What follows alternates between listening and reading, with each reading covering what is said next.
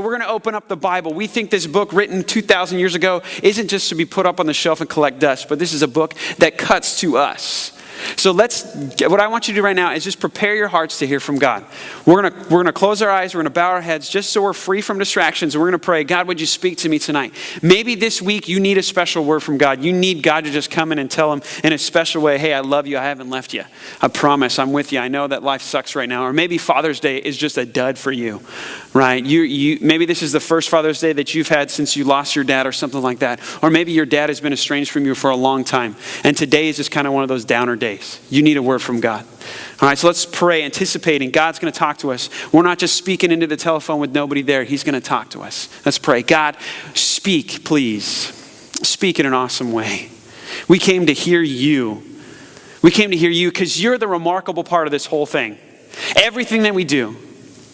Nobody here, whether it be in leadership, somebody behind the drums or guitar, or me with the microphone, nobody here is remarkable. Nobody's the star. You're the star. And we came to hear from you. And I pray that you'd speak to us in an awesome way. And maybe there's some tender hearts out there right now who've never thought church was for them. And have said, you know what, I'm just going to give it a shot, whatever, I'm going to do it. God, I pray you speak to them in an awesome way. Or maybe those who have been to church for a long time, or maybe they've been hurt by a previous church, or whatever their situation is. Maybe they've been hurt by somebody at work or in the family, wherever they're at. God, I pray that you would speak in a new and a fresh way today. We're ready to hear from you. In your name I pray. Amen. Sweet. So dealing with transitions, dealing with moving from one guy to another is hard, like a leader, right? If you have a great, awesome leader, moving from them to the next guy is hard. I'll give you a perfect example. Phil Jackson, right? Phil Jackson is the greatest NBA coach ever, okay? And his greatest stint was not with the Bulls, okay? It was with the Lakers. One less championship, but still, we're better, okay? Anyways, my point is, Phil Jackson just dominant. Look what happens. He leaves the Bulls, then what's happened? Nothing. 2 torn ACLs. That's what's happened. You know what I mean? Sorry, D-Rose. I know all you D-Rose fans are like, oh, really, bro? Really? You're going to go like that? Yeah, I just went like that, okay? My Lakers are out of the playoffs, so I don't care, okay? My point is, Phil Jackson leaves Chicago, nothing's really happened, okay? Lakerland. What happens? We get the curse of 2 Mikes, right? We got Mike Brown and Mike D'Antoni. Again, what did we talk about last Sunday? Last Sunday we talked about what? What did the Lakers do? We let the enemy in the camp. Steve Nash got in. Then we took Steve Nash as coach, and we thought this was going to work out. Has he ever won a finals? No. The guy doesn't even coach defense. He doesn't understand what the other half of the court is. All he knows is the offensive side. Anyways, okay, I'm a little disgruntled, okay? But it's been Phil, Mike the Dud, and now, who's it going to be? I don't know. Kobe Bryant's going to be the coach. I don't know who's going to be the coach, but I know the next one is the great one. Okay, step back even further. Okay, now let's see. I don't know if you guys know this, but I'm a huge USC fan. Okay, we had John McKay. Now, if you know, John McKay is like the greatest college football coach ever. Not Bear Bryant. He beat Bear Bryant. What? When Bear Bryant would only let the white boys play football, this is a true story. Watch it on 30 for 30. Bear Bryant would only let white guys play football. So what does John McKay do? John McKay rolls down to Alabama. And you know what he does? He's got a brother playing football. Like it should be, right? Spread the wealth. And what happens? We crush them.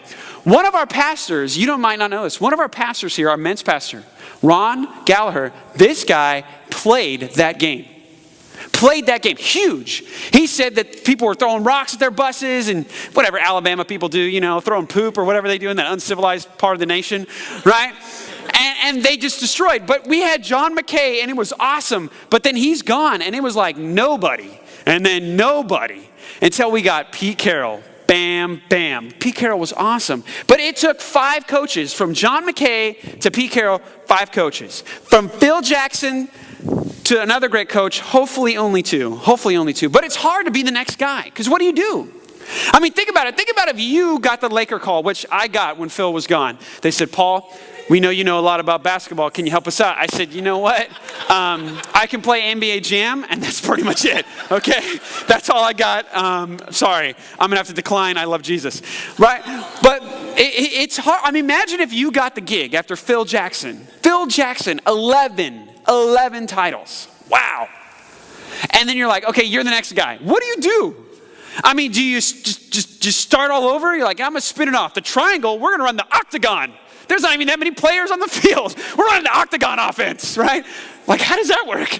Okay, or maybe you just say, you know what? I'm going to continue on. That's what I'm going to do. I'm going to ride the momentum of the past and try to continue on. It's really hard. Well, see, we're at that point in the Bible. Now, we've been going through the Bible 31 weeks. We're going to go through the entire story of the Bible. And right now, we've got a guy who's basically like Phil Jackson, John McKay. His name was Moses. And Moses was an awesome guy, an awesome leader. Because God, way back here, created creation. It was all good, but then it fell. And God decided to launch a rescue plan. That even though we caused the problem, God was going to be the solution. And part of that solution was building a nation, a great nation. But this nation needed a leader. So he made that leader Moses. And then they needed a land. And Moses brought them all the way up to the land. And that's where we're at right now. But now Moses dies before they ever get the land. Moses dies before they ever cash in on this 650-year-old promise. So the next guy comes up. His name is Joshua. And that's where we're at. Now think of the pressure that Joshua had. I mean, Moses would go before Pharaoh, speak as the voice of God, and he would just slap that dude around. Seriously. Now, not literally. But he would go in there and say, you need to let these people go. Moses, being a fugitive, one that couldn't speak very well, went to the world power, the leader of the greatest nation at that time, went up there and said, you need to let your workforce go. Let all your slaves go. And Pharaoh looked at him like, what?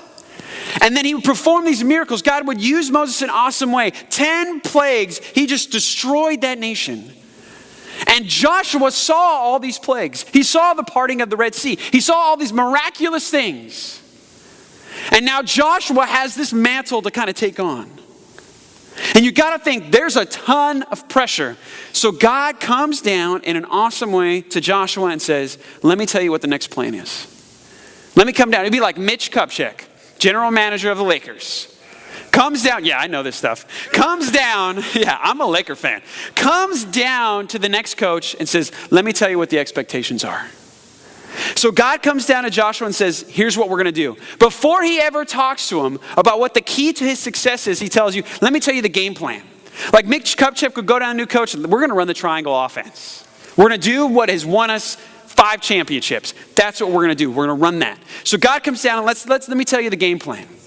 This is what happens. Joshua chapter 1, verses 1 through 5. This is God's game plan.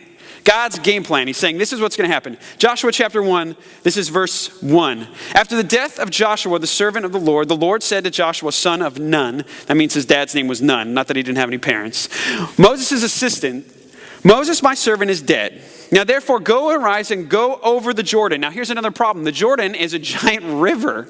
And Joshua doesn't have boats, but he's got like 1 million plus people. He's like, all right, we're swimming. Get your floaties on. We're all jumping in. No, God does another miraculous thing. Just like he parted the Red Sea, he would part the Jordan too. So another miracle, Joshua gets to be a part of that one. He says, go over the Jordan, you and all this people, into the land that I am giving you, to the people of Israel. Awesome.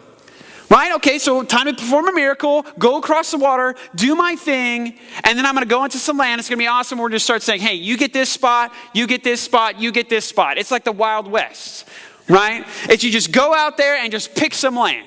You just run and you put your stake down. Bam! Like when the United States went to Mars, we went up there and we stuck a flag there because ain't nobody living on Mars, I don't think. Or Mars. Moon. I'm an idiot. We didn't plant a flag. We sent a robot. That's why I'm a pastor and not a history teacher. Okay? The point is, you would stick your flag, bam, and that would mark your territory, right? So that's basically what he's saying they're going to do. But they run into a small problem. Check this out. It says, every place that the sole of your feet will tread upon I have given to you, just as I have promised you, or just as I have promised Moses. For the wilderness that is all the way that you can see Lebanon, as far as the great river, the river Euphrates, all the land of the Hittites. Wait, what? Now the Hittites, that's not a mountain range. The Hittites are people. So wait, now we got a problem. This isn't like Mars or like the moon.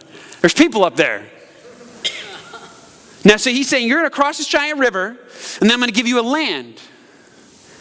But the problem is, there's people in this land. This is what he keeps saying. to the Hittites, to the great sea, towards going down from the sun will be your territory. No man shall be able to stand before you.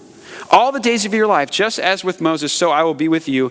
I will not leave you or forsake you. What's the game plan? The game plan is to take the land. But the problem is somebody's already there. Now, this is kind of a big problem in the Bible. I mean, let's just think about this for a second. Maybe you've been a Christian for a ton of time and you just believe everything in the Bible. You just think it's all easy and it's all just flows smoothly. Or maybe you're skeptical and you're like, yeah, there is a problem here, Paul. Because it's those people's land. Isn't this what happened with the English and the Spanish when they just jumped over here and said, hey, Native Americans, get out of here? Like, that's wrong, right? I mean, it's kind of too late now, or we're here, right? I'm not saying I could do anything about it. But back then, that's wrong, right? I mean, watch the movie Pocahontas. She could paint with all the colors of the wind. You know what I mean? Like, why shoot her? She's cool. You know what I mean? Don't give her smallpox. Like, let her paint with the colors of the wind, or whatever it was, okay? But there's a problem there. So God is basically saying, hey, man, it'd be like this. It'd be like God comes to me and says, hey, Pastor Paul. And I said, hey, that's weird you call me pastor, but that's cool, right? What's up? Hey, I want you to drive real quick. Okay, so I drive and I go to Anaheim Hills. What? Right? And I drive up to this fat house, 4,000 square feet. I mean, awesome. Like, awesome pad, right? And God goes, that's yours. I'm like, sweet. He's like, just go in. I'm like, all right. I bounce in there. There's a family in there. I'm are you the maids? Like, what's going on? And then God tells me, no, kick these fools out. Wait, hold up. What? How is this supposed to work? That's what's going on. We have a huge problem. How is it fair that God takes something away, right? I teach my kids this. I got a 2-year-old and a 4-year-old, which means they fight all the time. Okay, all the time. And the rules of playing with toys, the rules of sharing is you don't take a toy. I make it simple for the kids. The rules of sharing, you never take a toy. Isn't God taking a toy here? Aren't the people of Israel just kind of like, nah, it's mine? What? That's not fair. You can't do that. There's 2 reasons in the Bible where God explains what's going on here. The first thing is, this is not their land to begin with. The people who have it right now, it's not theirs to begin with. It's actually God's. And the reason they're losing it is because of their sin. Check this out. This is Deuteronomy chapter 9, verse 4. It says, do not say in your heart, this is Moses before he dies. He tells the people just to remind them, after the Lord your God has thrust them out before you, these are the people with the land. It is because of my righteousness that the Lord has brought me to possess this land. And Moses saying that's not true. Where it is just because of the wickedness of those nations that the Lord is driving them out. You see, 600 years before this point, I mean, go all the way back, just rewind the tape. If you go all the way back to the time of Abraham, when God first said, this is my rescue plan, to use you to build a nation, that Jesus Christ would eventually come down this line. When he comes with him, he says, this land I'm going to give you. Abraham at that time only owned a gravesite, a tomb in the land. So God came up to him and said, I'm going to give you all of this, and all he ever got before he died was a tomb. That's it. But he said, I'm going to give this to you, but there's a problem. And this is what he says all the way back in Genesis 15. He says, but I will bring judgment on the nation that they will serve. He's talking about Egypt at this point. He says, I'm going to judge them with the 10 plagues like we know. Afterwards, they will come. This is the people of Israel. This is Abraham's people, God's people. And afterward, they will come out with the great possessions. As for you, you shall go to your fathers in peace. Basically saying, Abraham, you're going to die before you see any of this happen. You shall be buried in a good old age, and they shall come back here in the 4th generation, for the iniquity or sin of the Amorites is not yet complete. What was God basically saying? God was saying, these people have the land right now, Abraham, but they're doing some things that are wrong. And there's a point where they'll build and a build and a build and a build and a build, and daddy's temper is just enough. They've done enough wrong, and then I say, no more.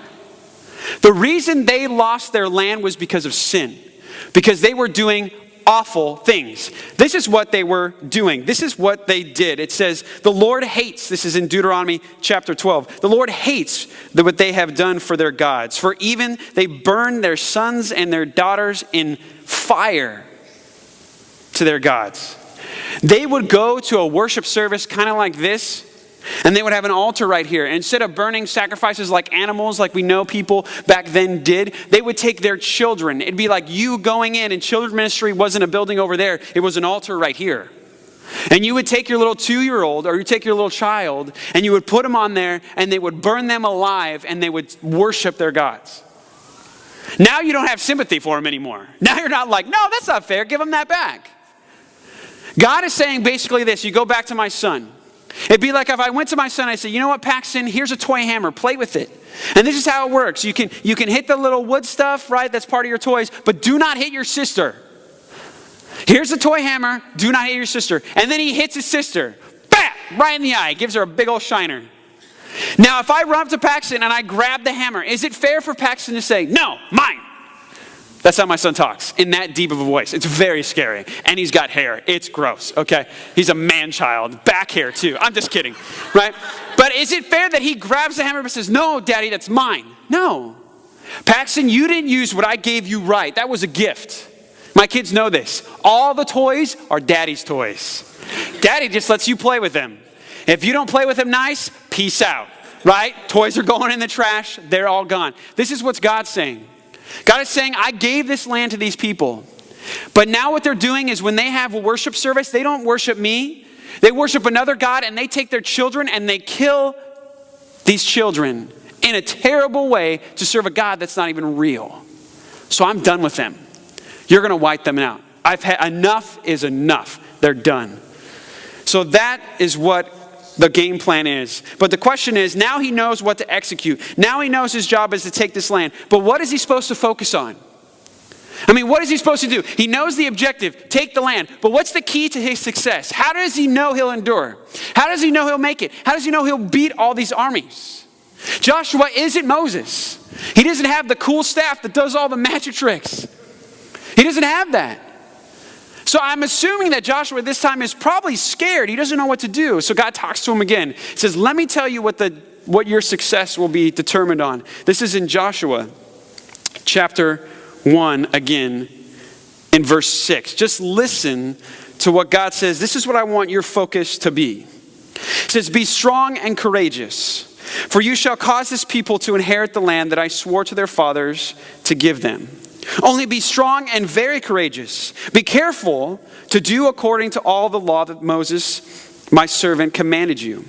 Do not turn from it to the right or to the left, that you may have good success wherever you go. This book of the law shall not depart from your mouth, but you shall meditate on it day and night, so that you may be careful to do according to all that is written in it. For then you will make your way prosperous, and then you will have good success. For I have commanded you to be strong and courageous. Do not be frightened. Do not be dismayed. For the Lord your God is with you. What does God say? God sits down, kind of like Mitch Kupchak with a new coach, and he says, listen, obey. Obey, obey, obey, and then get out of my way. That's what he says. You're going to take this land. He gives them like this grandeur of a dream. That all this land, if you look at the very beginning, he says, as far as the sun sets. I mean, imagine just going out. This is one of the coolest things I like about the ocean, is stepping on the beach and having a sunset and thinking about how far can my eye reach? When the curvature of the earth just kind of drops off for me from my eyesight, how far is that? That's miles and miles and miles. And he's saying, you can't even see the boundary of the land that I'm going to give you. This promise, 600 years old, I'm going to give you. All of this land, everywhere you put your foot, man, you're going to win. And what God does not do is say, let me give you the military strategy. Let me give you the playbook. He just tells them, you're going to take this land, and what I want you to do is obey. Just obey, obey, and get the heck out of my way. Because the real warrior in this story is God. It's not Joshua. It's not the strength of Joshua. It's not the sharpness of his sword, the quickness of his feet, or his aim with an arrow. It's about God, and God says, just obey and get out of my way and watch me do my work. The first example of this is in Jericho. Jericho is this huge city, mighty city. It had this big wall. The first thing I think of is like the men of Troy, right? Where they have the giant wall. This wall was like 15 feet high in one section. And then on top of that was like another 20 feet. This thing was 35 feet tall. That's like 3 stories tall. And in the ancient Near East, that's a big wall. They didn't have planes to drop bombs. All they had was spears and like arrows. Maybe a catapult. I don't know. I don't know the history of war, okay? But I know they didn't have airplanes to drop bombs. So this wall was strong. I mean, this wall kept it so fortified. And the walls were 6 feet thick. Basically, Matthias laying down was a wall. I mean, it's this huge, massive thing. And nobody could beat this city because the wall was so big. You would run up to the thing, and if you tried to knock it down, they would just be shooting you from the top, and you'd be game over. It would take like 30 archers to beat an army of 100 or 300. It'd be easy. It's game over. So this is what God does. And I think God has a sense of humor. Because God rushes down again with Joshua and says, this is what I want you to do. I want you to obey. Just obey, and then get out of my way. And he runs down, and this is what happens. This is literally what happens in the Bible. He says, let's go over this. You see Jericho, all these mighty walls? Oh man, it's so big. I want to discuss with you, and I can almost see like Joshua right here, God right here. And if you know, like in those old movies, whether it be like a Gladiator or something like that, they always have the military commanders together, and they've always got these little small figurines that represent different fronts and stuff like that. I feel like God is sitting with him, and like there's Jericho right there, molded out of mud or something like that. He's got these giant walls, and he says, all right, this is what I want you to do. And Joshua's like, okay, so you want me to flank them, shoot my arrows this way, right? What do you want me to do? And God says, okay, let's discuss the parade route. And I feel like Joshua's like, parade? Hold up, what? You're like a float? This is what God does. God says, let's discuss the parade route. He comes down and is like, we're going to build a float. He doesn't say that. But he says, let's discuss the parade route. I don't want you to be concerned about military strategy, about flanking or anything. This is a terrible, if you read The Art of War, this book right here, Joshua, when they deal with Jericho, is the stupidest way to ever attack a city. It's true. This is what they do. God comes down and says, this is how it's going to work. You see the giant city? It's big. Oh yeah, it's big. I want you just to run around it. Just do a little jog. You know what I mean? Get your little pedometer out, see how many steps it is. And then what I want you to do is I want you to take the priests. Now, you know this. I know I look like a very able-bodied man, very strong. Looks are deceiving. I don't have much muscle on me. If somebody's attacking us, do you want me in the foxhole with you? Heck no, right? You want somebody big who can shoot. Like I was good at duck hunt. That's all I got. So if there is like an electronic bird attacking America, call me up. But if it's a real person with real bullets, I'm the dude in like Saving Private Ryan that's like crying, holding the bullets. That's me. I'm that guy. Okay? If you need somebody to pray for you, give you premarital counseling, I'm your man. If you need somebody to translate the Bible, I'm your dude. If you need somebody to take somebody out, it's not me. I'm not your guy. I'm not Captain America. Okay? I'm Captain Chess Club. That's who I am. Okay? I know my role. I know my point. But God decides, these are the guys I'm going to put in the front line. It'd be like God coming down and like, okay, Joshua, what I want you to do is find Pastor Paul, and I want you to just march him around the city. Like, that's intimidating. That's what he says. Take the priests. He takes the priests, and then he gives them trumpets, which is not a military weapon. They take these trumpets, and their job is to blow them continually. That's it. Go around the city. It's like the World Cup last year with the vuvuzelas. That's all you heard. You couldn't hear an announcement. You couldn't hear a goal. It was just like you're watching the game. The whole time. You're like, it was so annoying. That's what's going on. Maybe that's their strategy. Annoy them with a vuvuzela, and then they'll just give up. They don't even care. That's what they do. They parade around this whole city. And then the next day, they do the same thing. And the next day, it's for 6 days. Vuvuzela. The whole time. This is dumb. First of all, he says, take all the mighty men to do this. So now Jericho is sitting there, and even if they can't count, they've seen 6 times how many people you have. And they're not attacking the wall, they're just walking. He doesn't even say that their armor is out. Or what they have, their weapons are out. They're probably just sheathed, just sitting there. And they're just walking, listening to the trumpets. The jazz band that's going before them, right? They're just walking around, that's what they're doing, over and over again. And then God says, this is what I want you to do. We're doing a massive parade the 7th day. We're going to go around this city, not just once, not just twice. We're going to go around this thing a bunch of times. And then when the last trumpet blasts, now I don't know if the guy hit a solo or something like that, but they say it's going to blast, and I want everybody to throw their spears or to punch the wall. No, he says shout. Shh. Like, what's that going to do? It's a 6-foot thick wall, okay? My son sometimes gets these, like, crazy times where you tell him to do something, he doesn't want to do it, and he just runs, and he, like, yells at something, like he's going to knock the wall over or something. He's, ah! Right? I'm like, what is wrong with you, Hulk? This is what they're doing. They're basically going to walk around, blow a trumpet, stare at the wall, and just, ah! Ah! That's what their job was. That's it. Stare at the wall, yell at it. Go. This is the worst plan ever. Don't ever do this. This is dumb. Don't go around anywhere, and whoever we're fighting, don't just scream at him. I mean, if somebody was charging me and I just went, ah! Ah! They would shoot me. I'd be dead. But that's what they do. They yell. And what happens? Boom! The walls come down.